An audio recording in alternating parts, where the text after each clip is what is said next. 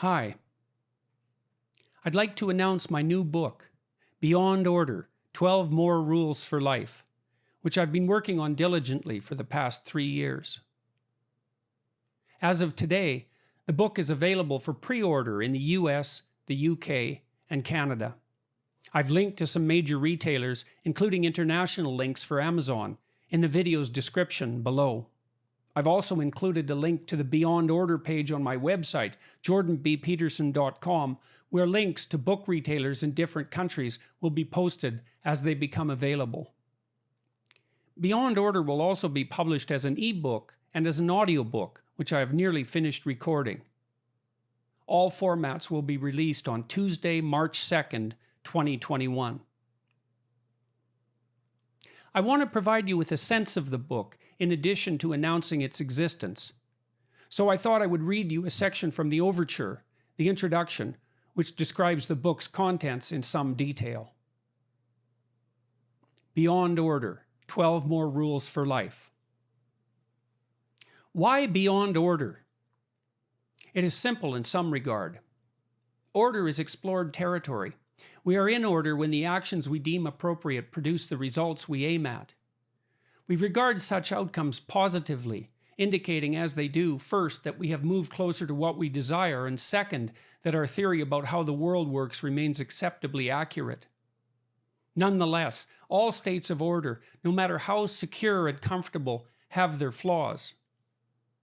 Our knowledge of how to act in the world remains eternally incomplete, partly because of our profound ignorance of the vast unknown, partly because of our willful blindness, and partly because the world continues in its entropic manner to transform itself unexpectedly. Furthermore, the order we strive to impose on the world can rigidify as a consequence of ill-advised attempts to eradicate from consideration all that is unknown. When such attempts go too far, totalitarianism threatens, driven by the desire to exercise full control where such control is not possible, even in principle. This means risking a dangerous restriction of all the psychological and social changes necessary to maintain adaptation to the ever-changing world. And so we find ourselves inescapably faced with the need to move beyond order into its opposite, chaos.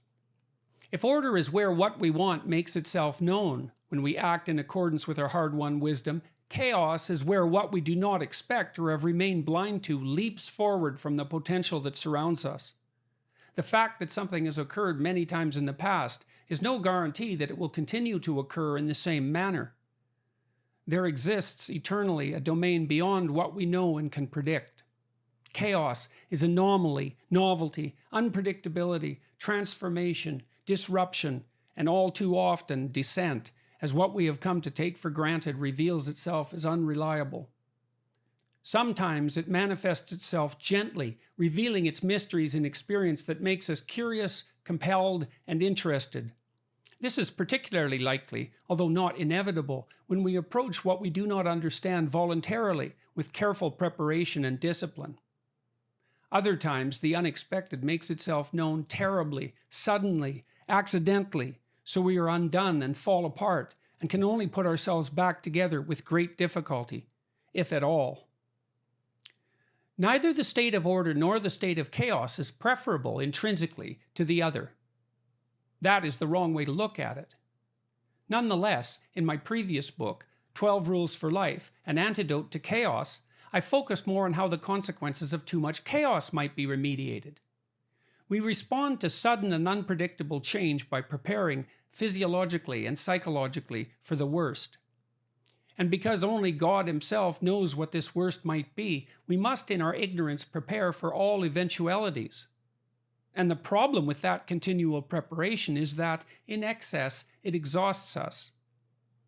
But that does not imply in any manner that chaos should be eliminated, an impossibility in any case, although what is unknown needs to be managed carefully, as my previous book repeatedly stressed.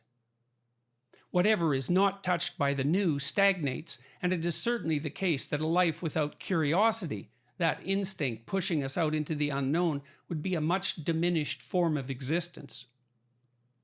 What is new is also what is exciting, compelling, and provocative, assuming that the rate at which it is introduced does not intolerably undermine and destabilize our state of being. Like 12 Rules for Life, the current volume provides an explication of rules drawn from a longer list of 42, originally published and popularized on the Q&A website Quora. Unlike my previous book, Beyond Order explores as its overarching theme how the dangers of too much security and control might be profitably avoided. Because what we understand is insufficient, as we discover when things we are striving to control nonetheless go wrong around us, we need to keep one foot within order while stretching the other tentatively into the beyond. And so we are driven to explore and find the deepest of meanings in standing on the frontier, secure enough to keep our fear under control, but learning, constantly learning, as we face what we have not yet made peace with or adapted to. It is this instinct of meaning, something far deeper than mere thought, that orients us properly in life, so that we do not become overwhelmed by what is beyond us, or, equally dangerously, stultified and stunted by dated, too narrow, or too pridefully paraded systems of value and belief.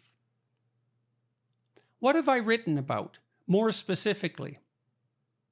Rule 1 describes the relationship between stable, predictable social structures and individual psychological health, and makes the case that such structures need to be updated by creative people if they are to retain their vitality. Rule 2 analyzes a centuries-old alchemical image, relying on several stories, ancient and modern, to illuminate the nature and development of the integrated human personality. Rule 3 warns of the dangers of avoiding the information, vital to the continued rejuvenation of the psyche, signaled by the emergence of negative emotions such as pain, anxiety, and fear. Rule 4 argues that the meaning that sustains people through difficult times is to be found not so much in happiness, which is fleeting, but in the voluntary adoption of mature responsibility for the self and others. Rule 5 uses a single example drawn from my experience as a clinical psychologist to illustrate the personal and social necessity of attending to the dictates of conscience. Rule 6 describes the danger of attributing the cause of complex individual and social problems to single variables such as sex, class, or power. Rule 7 outlines the crucial relationship between disciplined striving in a single direction and forging of the individual character capable of resilience in the face of adversity. Rule 8 focuses on the vital importance of aesthetic experience as a guide to what is true, good, and sustaining in the human world of experience. Rule 9 makes the case that past experiences, whose current recall remains laden with pain and fear, can be stripped of their horror by voluntary verbal exploration and reconsideration. Rule 10 notes the importance of explicit negotiation to maintenance of the goodwill, mutual regard, and heartfelt cooperation without which no true romance can be sustained. Rule 11 opens by describing the world of human experience in a manner that explains what motivates three common but direly dangerous patterns of psychological response, delineates the catastrophic consequences of falling prey to any or all of them, and lays out an alternative route.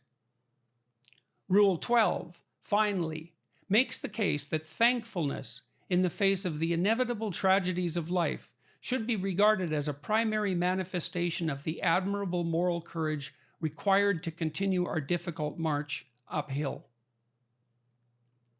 I hope that I am somewhat wiser in my explication of this second set of 12 rules than I was 4 years ago when I wrote about the first dozen.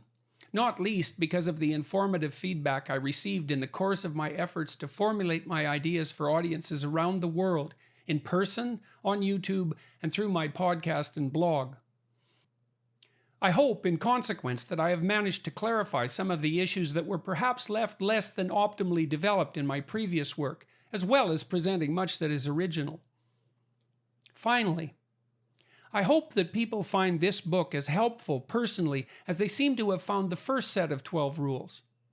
It has been a source of immense gratification that so many people have reported drawing strength from the thoughts and the stories I have had the privilege of bringing forth and sharing. That was the second half of the overture from Beyond Order, 12 More Rules for Life. Once again, the book in all its forms will be published March 2nd, 2021. Links for pre-sale are posted in the description below. Thank you from the bottom of my heart for your interest in and support of my work.